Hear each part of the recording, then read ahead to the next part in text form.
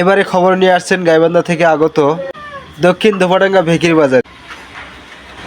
এখন বিকাল 5টা। আমি খবর বলতেছি আলামিনের নামে।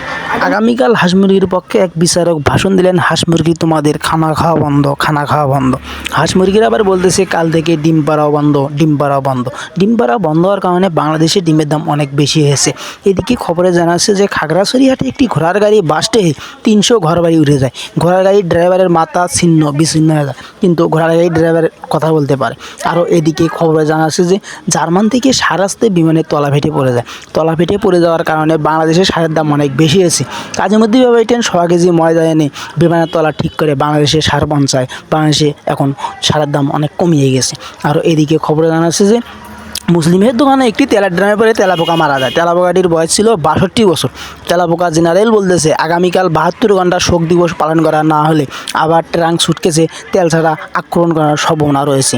আরও এদিকে খবরে জানা যাচ্ছে যে তিস্তা ব্রিজের উপর দিয়ে একটি ট্রেন যাতে পাংচার হয়ে পানিতে পড়ে যায়, ট্রেনের লোকের কোনো ক্ষয়ক্ষতি হয়নি।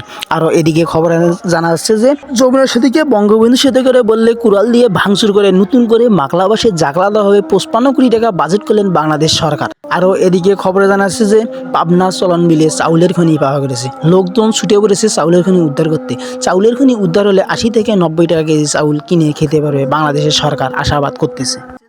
ঢাকা থেকে একটি কাঁচামালের ট্রাক ইদুর রাস্তা পার হওয়ার পথে